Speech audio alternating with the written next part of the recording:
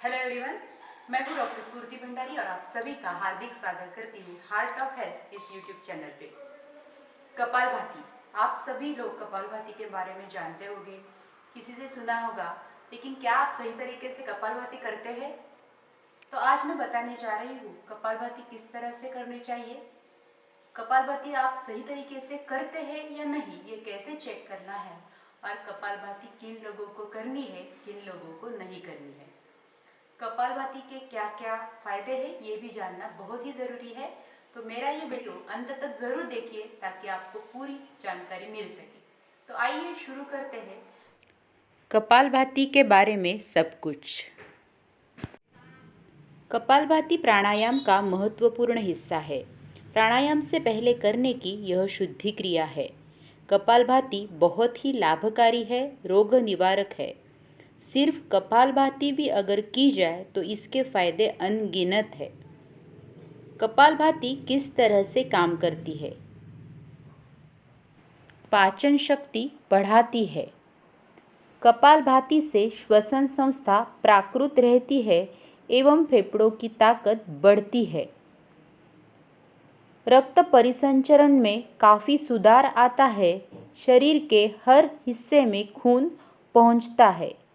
पेट के स्नायु या मांसपेशियों को ताकत मिलती है। पेट के अंदर जो अवयव होते हैं जिन्हें इंटरनल ऑर्गन्स कहा जाता है, उनकी कार्यक्षमता में बहुत सुधार आता है, जैसे किडनी हो, लिवर, पैंक्रियाज या यूटेरस, गर्भाशय आदि। कपालभाति इन समस्याओं में लाभकारी है। श्वसन रोग हो या फेफड़ों की समस्या हो, इम्यूनिटी कम हो गई हो या ऊर्जा में कमी लगती हो, आँखों का कोई प्रॉब्लम हो, त्वचा रोग हो, एलर्जी हो या बालों की कोई भी समस्या हो, आप उच्च रक्तदाब या डायबिटीज़ से पीड़ित हो, कब्ज़ की समस्या हो या एसिडिटी से परेशान हो, मोटापा हो, मासिक धर्म की या महिलाओं की कोई समस्या हो, कैंसर जैसी दुर्धर बीमारियां हो या कोई मानसिक रोग हो, उसमें भी कपालभाति कारगर है। कपालभाति करने के लिए आप किसी भी आसन में बैठ सकते हैं, बैठक स्थिति के आसन में, जिसमें आप कम से कम 15 मिनट तक बैठ सकते हैं। इस आसनों के बारे में मैंने एक वीडियो शेयर किया है, आप वो ज़रूर आई बटन प्रेस करके देखिए। आज मैंने पद्मासन ले लिया है। कपालभाति के लिए हाथों की जो मुद्रा है वो द्रोण मुद्रा होगी, इस तरह से, और दोनों हाथों को अपने घुटनों पर रखना है। आपका पोस्चर स्ट्रेट होना चाहिए, थोड़ा भी बेंड नहीं चाहिए, और दोनों कंधे थोड़े पीछे की ओर, चिन जो है थोड़ी ऊपर की ओर, और नेक बिल्कुल स्ट्रेट। आपकी दृष्टि आपके आंखों के लेवल तक ही रखनी है, ऊपर या नीचे नहीं रखनी है, और आंखों को क्लोज करके ले। अभी आप सीख रहे हैं, पहले देख सकते हैं, उसके बाद आप करते समय आंखों को बंद कर सकते हैं। कपालभाति में सांस छोड़ने की क्रिया प्रयत्न पूर्वक हम करते हैं और सांस लेने की क्रिया पर कोई नियंत्रण नहीं रखना होता है। सांस छोड़ते समय हमें पेट के ऊपर थोड़ा सा जर्क देना है, पेट अंदर की तरफ लेना है, और उसके साथ ही सांस बाहर छोड़नी है।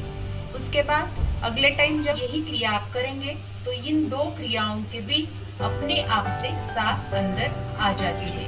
उसके लिए कोई एफर्ट नहीं लेना है। तो देखिए, इस तरह से पोजीशन आपने ले लिए है और मैंने पेट को एक जर्क दिया और सांस बाहर छोड़ रही हूँ।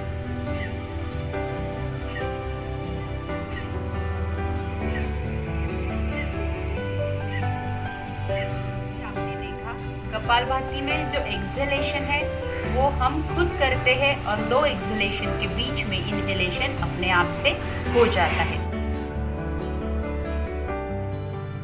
अब कैसे चेक करें कि आप सही तरीके से कपालभाति कर रहे हैं? तो उसके लिए हमें करना क्या है, एक हाथ पेट के ऊपर रखना है और दूसरा जो हाथ है वो नाक के सामने इस तरह से पकड़ना है। अभी मैं करके दिखा रही हूँ। मैंने पेट पर एक जर्क लिया, पेट को अंदर की तरफ खींचा और उसी टाइम साइमल्टेनियसली मेरी सांस बाहर आ गई। फिर से एक बार देखिए।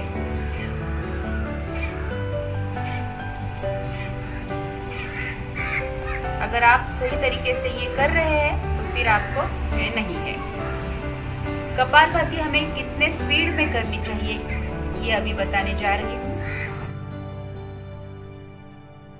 कम से कम हमें 1 मिनट में 120 स्ट्रोक तक ले जाने हैं।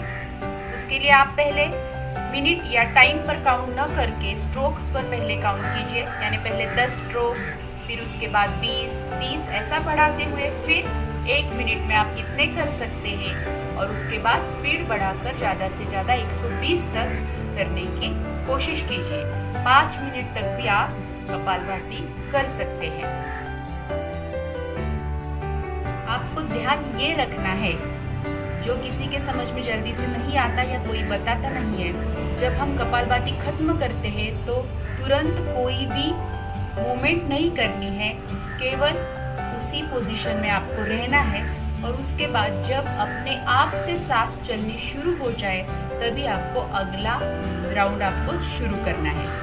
देखिए अब मैं एक बार आपको दिखाती हूँ किस तरह से रुकना है और रुकने के बाद अपने आप से जब सांस चलेगी तब आपको अगला राउंड शुरू करना है। आपको शरीर में जो चेंजेस हो रहे हैं, शरीर में जो शीतलता महसूस हो रही है या झुंझुनापन लग रहा है उस पर ध्यान देना है।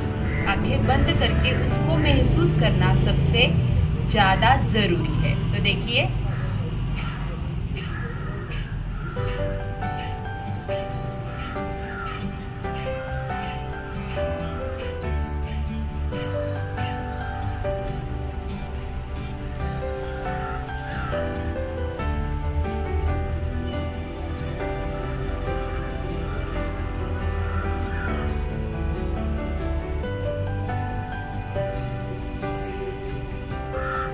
से सांस शुरू होने के बाद ही नेक्स्ट राउंड या रोटेशन स्टार्ट करना है, उसमें कोई भी जल्दी नहीं करनी। कपालभाति कौन नहीं कर सकता? जिन्हें हृदय रोग है या अभी जिनका रक्तदाब बढ़ा हुआ है, किसी भी प्रकार का ऑपरेशन हुआ है, हर्निया से परेशान है, अस्थमा का एक्यूट अटैक है या गर्भवती महिलाएं कपालभाति नहीं कर सकती। आज से ही आप कपालभाति करना शुरू कीजिए और वो भी सही तरीके से, तो ही आपको इसके बेनिफिट्स मिल सकते हैं। प्राणायाम का कपालभाति एक अविभाज्य भाग है। इसके लिए मैंने प्राणायाम सीरीज भी बनाई है, तो वो सीरीज आई बटन प्रेस करके आप जरूर देख सकते हैं। राइट अपर कॉर्नर में आई बटन आ रहा है। अगर आप मेरा वीडियो लाइक करेंगे, ज़्यादा से ज़्यादा शेयर करेंगे, तो आपके लिए मैं ज़्यादा से ज़्यादा वीडियो नए नए टॉपिक पर बना सकूंगी। तो ज़रूर मेरे चैनल को लाइक और शेयर कीजिए। आयुर्वेद और योगा के विषय में अधिकाधिक अच्छी से अच्छी जानकारी पाने के लिए ज़रूर मेरे चैनल को सब्सक्राइब कीजिए और नए वीडियोस के नोटिफिकेशन आपको सबसे पहले मिले, इसके लिए बेल आइकॉन ज़रूर प्रेस कीजिए। Stay healthy, stay fit. Thank you.